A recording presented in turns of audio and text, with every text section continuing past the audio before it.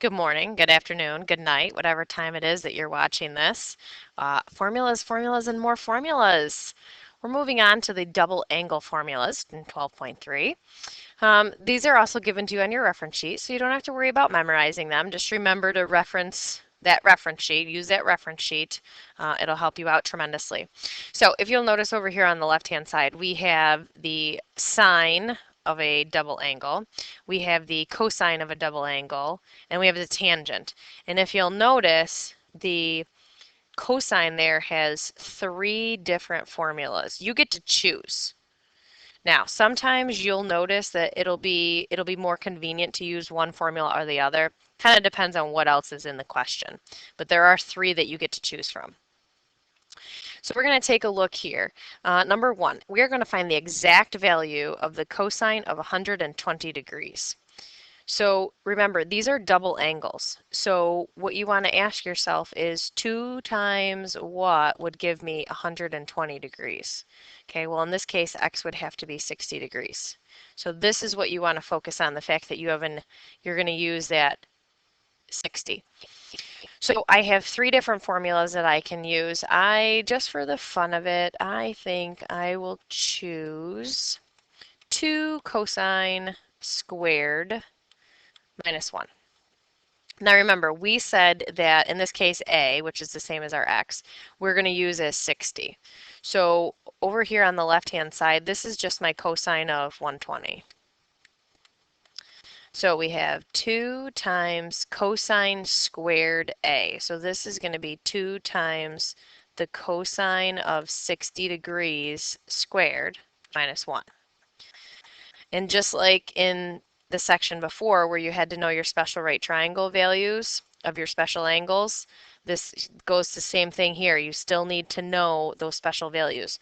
So what is the cosine of 60 degrees? Good, it's 1/2. So we have 1/2 squared minus 1. Now carefully follow your order of operations. Make sure you do your exponents before you multiply. So in this case here, I'm going to do 1/2 squared. So it's going to be 2 times 1/4 minus 1. All right, then I'm going to multiply. So 2, I'm going to come back up here. 2 times 1/4, so that's going to give me 2/4 minus 1. Oh, we are subtracting fractions here. We need a common denominator, so let's do 2/4 minus 4/4. Everybody agree with me? 4/4 is the same thing as 1. Okay. Now, when I subtract, I get 2 minus 4. So 2 minus 4, that's going to give me negative 2/4, which is going to reduce to a negative 1/2. Okay. So the value there of the cosine of 120 degrees would be negative 1/2. Now, if you look at it in terms of a picture, if we were to draw 120 degrees, that would be over in the second quadrant. So this would be 120 degrees here. Now, if you use your right triangle, okay, what would your reference angle be?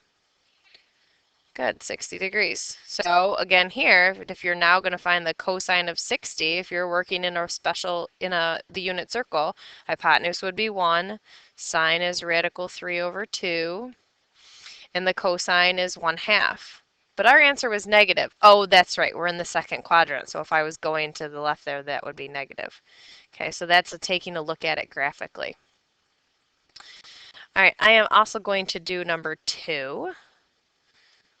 Okay, the nice thing about sine is that it's only got one formula, but we're going to do the sine of 2x and we're going to do the cosine of 2x. So the first one we'll do is the sine of 2x. So we'll cover that one first. So it says find the exact value of the sine of 2x if the sine of x is 4/5 and x is between 0 and pi over 2. Who remembers what degree value pi over 2 has? Yeah, 90 degrees. So basically, what quadrant is this in? If it's between 0 and 90? Quadrant 1, good. So let's say we were to draw this triangle in quadrant 1. So this would be our x value. Now they told us the sine was 4/5. What's the ratio for sine? Okay, opposite over hypotenuse. So the opposite side is 4, hypotenuse is 5. Ooh, that's a special Pythagorean triple. So this side must be 3. Okay, if you didn't know that, how would you find that out? Exactly, Pythagorean theorem, good. All right, so now I'm going to find the sine of 2x. Well, the formula for the sine of 2x is 2 sine x times cosine x. So we do 2 times, all right, the sine of x they already gave us. It was 4/5. The cosine of x we need to find, and we can look at our triangle that we drew here. Remember, cosine is adjacent over hypotenuse, so that would be what? Good, 3/5. Now, remember, this is really 2 over 1. So you're multiplying fractions. You're going to multiply straight across. 2 times 4 times 3. Okay, 24. And then 1 times 5 times 5. 25. So the exact value of the sine of 2x, when sine is 4/5, between 0 and pi, or pi over 2, is 24/25. That's your answer. Okay, easy enough, right? All right, let's try cosine of 2x. Now remember, there's 3 formulas you get to choose from here. So for fun, let's do cosine squared x minus sine squared x. Now you can use any formula you want. So if you want to give yourself a little bit of a challenge here, you can test out all 3 different formulas. You'll get the same answer every time. Okay, so that's what's nice about it, is you'll get the same answer either way. Okay, now we don't need to redraw our triangle because we already drew it once. So we're going to take the cosine value squared. Cosine was 3/5. And the sine value was 4/5. Okay, so now we've got a square 3/5, so that's going to give us a nice 9/25. And if we square 4/5, we're going to get 16/25. I already have common denominators. I'm going to go ahead and subtract them. I get negative 7/25. And that's our answer. Okay, so with these types of questions, you want to draw your triangle in the appropriate quadrant, find the missing side, because you may need another trig function, sine or cosine, and then just substitute those values into your formula. Okay, number 3, we are going to do in class, so we can skip that one. So let's go over to number 4. Oh, 4 I'm going to do in class with you too. 5 I'll probably skip altogether. Let's go do 6. So let's take a look at number 6. If b is equal to the arc cosine of negative 4/5, and b, this, okay, so all this hieroglyphics that are going on right here, all this means is that angle B is an element. That's what that E thing looks like. So it's a part of, it's in quadrant 2.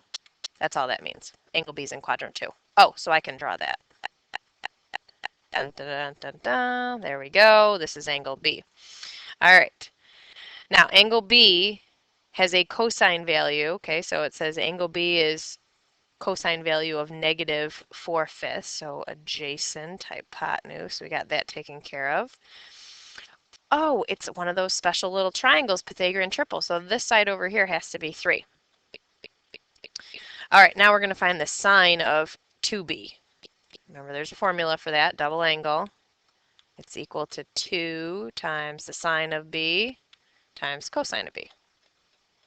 I love the sine ones. They're nice and easy. So we have 2 times the sine of b. Sine of b, opposite over hypotenuse, 3/5. And the cosine was negative 4/5. All right, it's really over 1. Multiply straight across there.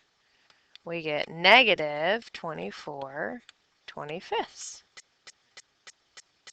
Okay. So for those of you with a little fractophobia, I think it's time to start dealing with that phobia and get over it, because we're going to be dealing with a lot of fractions coming up here and a lot of the formulas that we're going to be using.